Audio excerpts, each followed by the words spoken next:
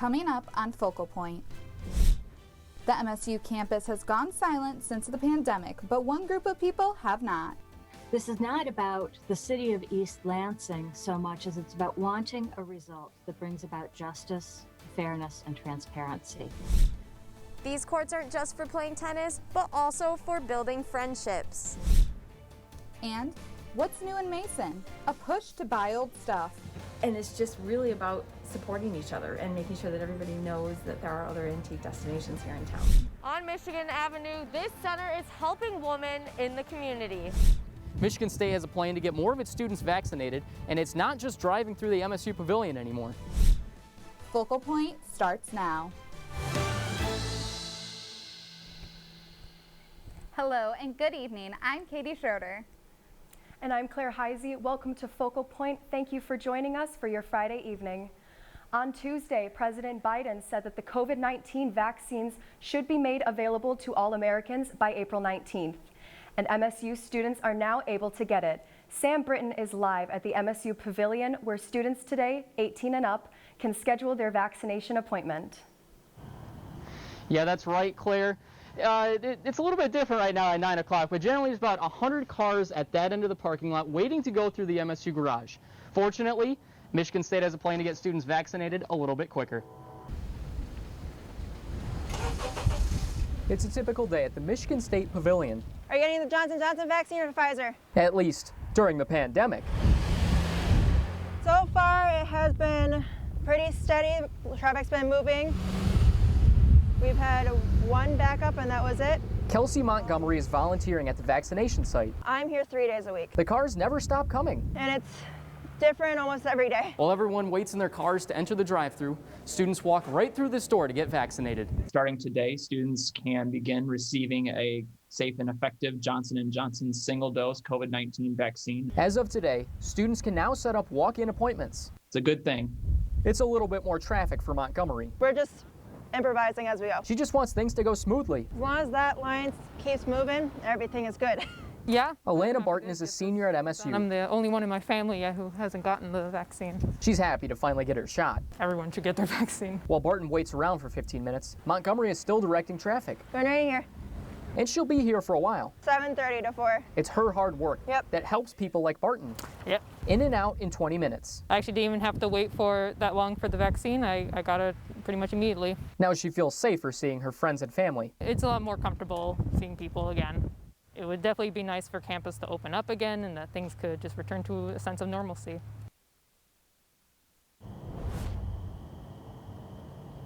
If you're interested in getting your vaccine here at the MSU Pavilion, be sure to check out the Ingham County Health Department website. If you can't find one hour, maybe even check it again the next hour or the next day, as they do frequently add new appointments. Back to you in the studio, Claire.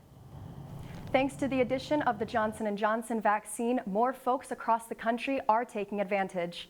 Though some people are experiencing side effects, and that is causing some vaccination sites to shut down. Yesterday, 11 people in Colorado experienced dizziness, fainting, and nausea after receiving the Johnson & Johnson shot. And in North Carolina, 3 sites were closed after at least 26 people had similar reactions. 4 were hospitalized, but they are all expected to recover.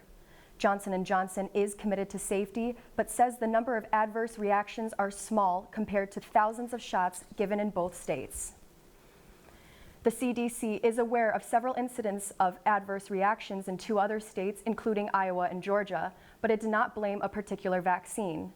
Johnson & Johnson said it shared an assessment of each report with the FDA and other health authorities, saying their #1 priority is a safe and effective vaccine. Even though Michigan COVID cases continue to surge, Governor Gretchen Whitmer decided not to make any new mandates. In a news conference today, Whitmer urged Michiganders to not only get vaccinated, but to avoid large indoor gatherings. She also suggested eating takeout or eating on an outdoor patio. She asked that for the next 2 weeks, schools move to online-only learning and that school sports take a break.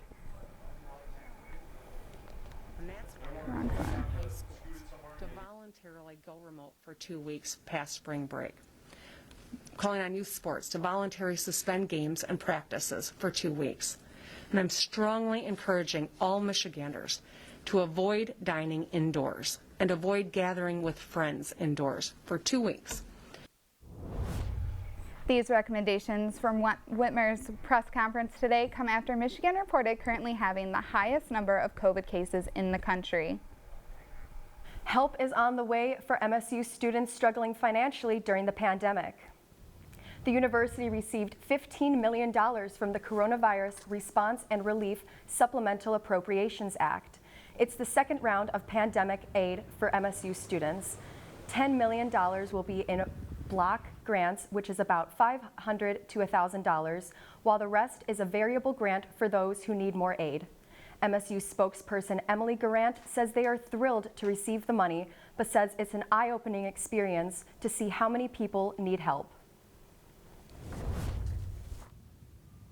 On one hand, we're excited, right, to have this money to be able to help, but then you see the reality of the need that comes in. We know we have a population of people in society who've been impacted by COVID and from a financial standpoint, and what else could we be doing to help them? The fund can be used for tuition, rent, gas, or even a midnight snack. It will now be easier for Lansing Community College students to transfer to MSU thanks to a new partnership between the two schools. The Envision Green partnership helps LCC students transfer credits smoothly with direct access to MSU academic advisors. Students will attend workshops to get information and help them apply for scholarships. More transfer students come to MSU from LCC more than any other college. A lot of students don't realize that there are some majors at MSU that you really shouldn't stay at LCC for 2 years. You know, there's some majors at MSU that really, if you have less than 40 credits, you probably should leave and go and transfer because there's some classes you need to take before you become a junior. For more information, people can visit lcc.edu and search for Envision Green. It's been over 3 years since Larry Nassar was convicted of sexual assault, and those affected are still wanting Michigan State to provide full transparency on the information they had on Nassar. Focal Point's Darren Baydoun has that story. Michigan State's campus has gone silent. The survivors of the Larry Nassar scandal haven't. Those voices want the MSU Board of Trustees to release the 6,000 documents relating to the school's knowledge of Nassar potentially bringing more crimes to the surface. It's about wanting a result that brings about justice, fairness, and transparency. The East Lansing City Council and member Lisa Babcock have helped lead that effort by passing a resolution honoring sister survivors. Where Michigan State University has the absolute opportunity to lead, and this is bittersweet, is by acknowledging the problem, embracing the problem, and bringing about the kind of transparency and honesty and reconciliation that sets a pattern for other universities. Of course, Babcock is not the only city council member that cares about making the voices of survivors heard. A former athlete, Councilmember Dana Watson understands how crucial it is for that element of trust and safety to exist between athletes and their schools. Young athletes should be able to trust the people that they work with, but also victims and survivors should be heard, and they should be heard the first time or the second time. From East Lansing, Darren Baydoun, Focal Point News. Despite requests from the City Council and Michigan lawmakers to release the Nassar documents, university officials have so far declined, citing attorney-client privilege. Coming up, we will take you on a trip to Mason to look at a couple of shops that house many old treasures. And we're looking, I think, the south end of campus. After the break, we'll take a look at which days you should pack your umbrella for the upcoming April showers.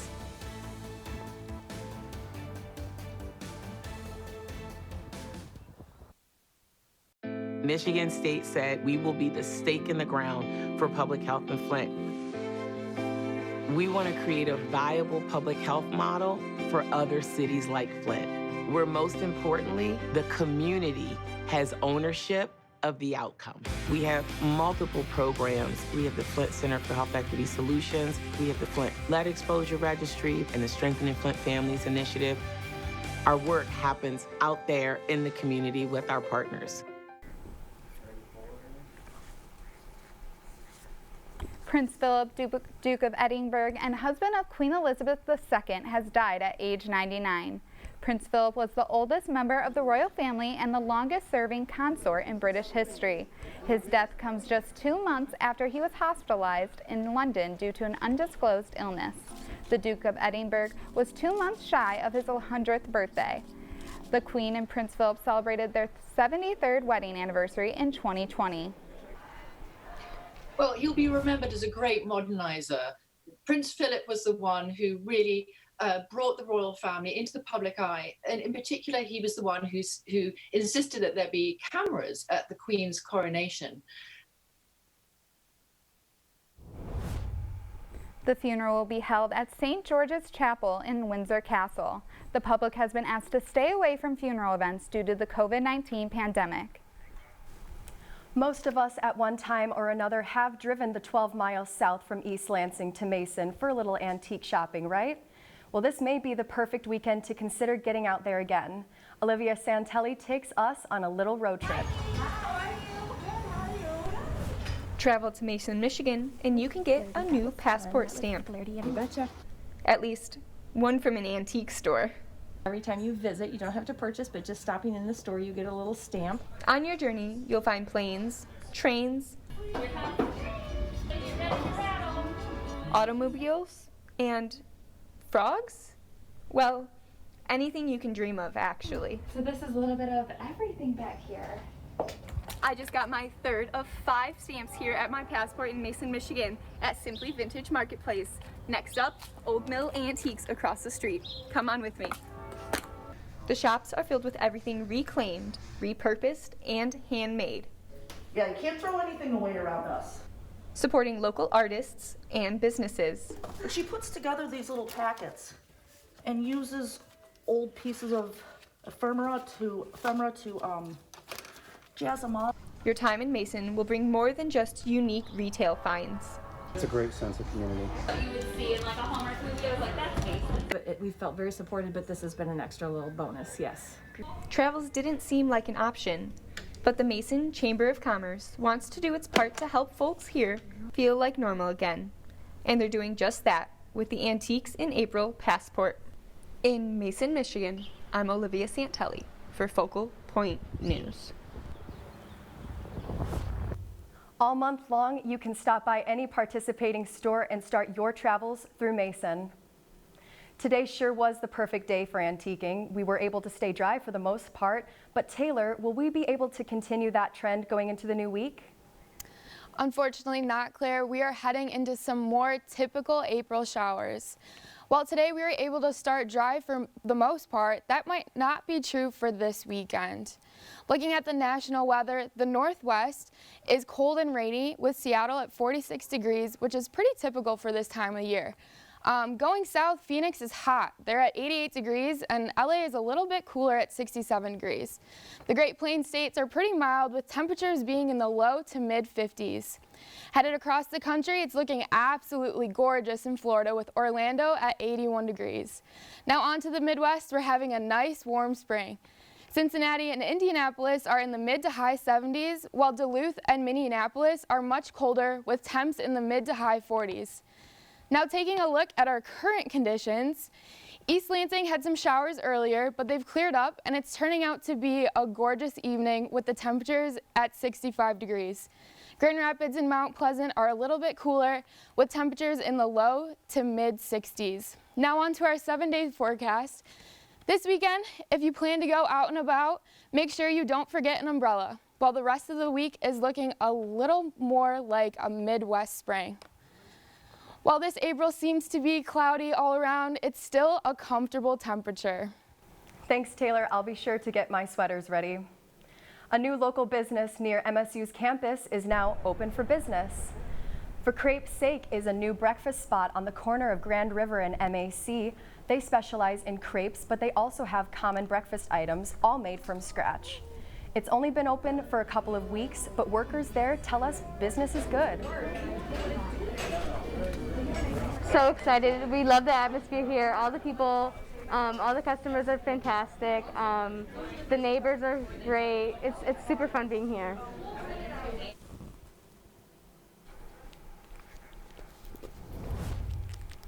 For Crepe's Sake is open Tuesday through Sunday from 8 a.m. to 3 p.m. with extended hours Thursday through Saturday from 5 p.m. to 9 p.m. For more information, go to forcrepesake.com. A new hotel is coming to downtown East Lansing. New apartments, new businesses, new construction, and coming June 14th, the Graduate Hotel. The 10-story property sits near the corner of Grand River and Abbott and features nearly 200 guest rooms, banquet space, and an up-north feel with an MSU theme throughout. Chris Paplin lives on Abbott and is looking forward to seeing the finished product.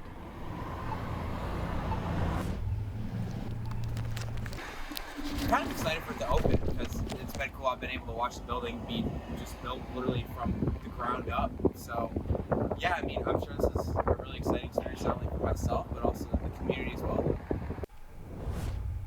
The Graduate is currently accepting reservations for summer stays, and if you use the code SPARTY, you can get a 25% off discount. What is a safe zone for survivors? Lansing is home to the largest one in mid-Michigan. Taylor Gattoni has the story. The Women's Center of Greater Lansing sits on Michigan Avenue. Our goal is to have every woman reach their unique potential. It's where Executive Director Melina Brand is hooked on women's wellness. We realized that women also needed mental health counseling to really get through some of the stuff that they were experiencing. The center supports domestic survivors and women with low income. I think the number one reason people come here is just because it's a safe space. It's a chance to get back on their feet. Seeing them at the end of their counseling time smiling, that can just make the whole difference. Melina and Emily want to make a difference. I think a lot of the times people don't realize we're here and that most of our services are free. Well, I actually found the Women's Center as a client when I was going through my own divorce, and it means the world to me because I want to help women the way I was helped. At the Women's Center, happiness is a choice, and they choose to continue to make women in their community happy, especially by adding a little bit more magic behind the store. And something really interesting happened during the pandemic. When businesses were shutting down, the center thrived, seeing an overflow of donations. I received a lot of clothing donations from people because everyone's been cleaning out their closet. It's important to graduate intern Emily Wajanki to provide a non-judgmental environment to women in need. At this moment, since not a lot of people have been coming in during the pandemic, we are full to the brim with clothes, so we are not currently accepting clothing donations. From donators' closets to the free closet, clients have a full wardrobe to choose 2 free professional outfits. Interview do you have? Is it fancier? Do we need to go with something that's just plain? The center helps women in the community get dressed to impress. The goal is just to continue to create an inclusive environment for all women and to make sure that domestic violence is appropriately addressed. At this time, clothing donations are not being accepted, but you can still help a woman in need by visiting womenscenterofgreaterlansing.org. Coming up, some kids are getting away from their Zoom screens and taking to the courts for their spring break. I'm Olivia Santelli. After the break, we'll unpack the men's and women's double tournament victory over the weekend, a QB competition heating up, and the latest with men and women's soccer. Sports is next. As Spartans, we've taken steps together to slow the spread of the coronavirus. But the fight is far from over, and it's our job to continue to protect ourselves and our community. If we want what we love most about MSU, in-person classes, walking around campus, tailgates, we have to continue to take precautions. Follow state and local guidelines. Wash your hands for 20 seconds. Stay 6 feet apart from others when possible, and wear face coverings. These little things can have a huge impact, so mask up and make a difference. Welcome back to Focal Point. I'm Olivia Santelli. We are just 15 days out from MSU's first spring game of the Mel Tucker era. Spartan football is 4 weeks into spring practices, and there are plenty of position battles for next season's roster. Most notably, at quarterback, Rocky Lombardi transferred to Northern Illinois, and there's a new arrival in town, Anthony Russo from Temple University. At Temple, I think he's a strong thrower, and and he's really demonstrated doing some positive things there. He's a mature player. It's not too big for him. He's got really good pocket presence. He's want to step up in the pocket, stand in there and deliver the ball. He's got a strong arm and he can make all the throws. Because we'll keep that competition going, and that's just going to raise our bar, and that's our end goal as far as when we bring new student athletes in here, is to raise that bar of competition, and so far that's happened at that spot. Spartans will go head-to-head inside Spartan Stadium on April 24th for the annual green versus white game. Men's and women's golf both took home some silverware down in Indiana this past weekend. The men's team was 14 over par, 298 in the final round, and were 33 over par overall for the Hoosier Invitational. Senior James Pine took medalist honors in the tournament and was voted Big Ten men's golfer of the second week in the row. Coach Slobonik Stahl and the women's team also added another tally to win column in the IU Spring Invitational. Colombian international Valerie Playa notched a 7 under par 65 Monday, the third lowest individual score in program history. She was named the Big Ten Women's Golfer of the Week. While the Spartan women enjoy a deserved weekend off from play, the men's squad returns to Indiana Hoosiers today for the Boilermaker Invitational in West Lafayette, April 10th and 11th. Women's soccer was in Columbus, Ohio Thursday for the Big Ten tournament against the Scarlet Knights. The matchup would go into a double overtime with a 106th-minute game-winner goal from the header of Rutgers' Amaya Ra Ali. Spartan goalkeeper Lauren Kozel made a career-high 7 saves, but it could not be enough. Coach Saxon and the Spartans end the year with just 1 win in the season. The men's team and Damon Rensing had their flying finish to the regular season. A late goal from Jack Beck against Ohio State led them into finishing the 2021 campaign at 4-6. Their postseason berth begins Saturday at 2 against 20th-ranked Michigan. Usually, at this point in April, the Lansing Lugnuts are playing in downtown Lansing. But this year, their season is starting later than usual. One Lugnuts employee had a creative idea to use the ballpark in a different way. Ian Gilmore takes us out to the ball game. Okay, yep. First of all, if I could get you to scan the QR code on our sign. While the seats at Jackson Field are empty. Say we rewind to a couple of years ago, we would see these seats filled with Lansing Lugnuts fans. You can still hear a ball being hit. Except it's a golf ball in a baseball stadium. The opportunity to hit golf balls onto a baseball field, that's few and far between. It's not like the fan is swinging the bat. It's not like the fan is throwing the pitch. And here you are directly involved. All right, gentlemen, you can head on down. Matt Hicks is the Lugnuts director of retail. We'll collect your scores at the end. He designed it all, from the names. We call it our Hackers Hot Corner. Aces and bases, Luggy's Lucky Lob Shot. To the logistics. We needed over 7,000 golf balls on hand. If anybody gets a hole-in-one, we have awesome prizing to give away for those. We have prizes for our grand champion, which also includes a red blazer that we're gonna award. Pretty close, I'll take it. I'd love everybody to have your own scorecard to take home at the end. Matt does it all for one reason. Get in the cup. It's just very gratifying to see the enjoyment that families, individuals experienced yesterday and definitely will today through Sunday. In Lansing, Ian Gilmore, Focal Point News. The Grand River Country Club is open tomorrow from 11 to 9 and Sunday from 10 to 4. Individuals can play the 9 holes for $30 and foursomes can play for $100. Katie, back to you.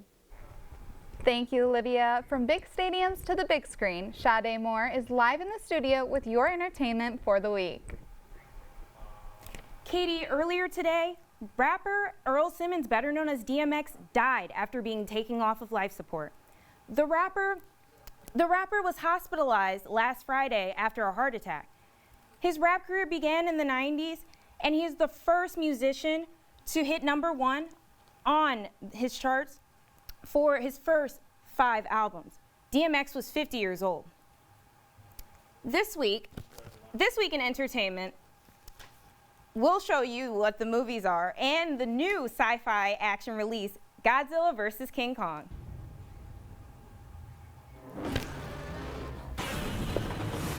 Godzilla.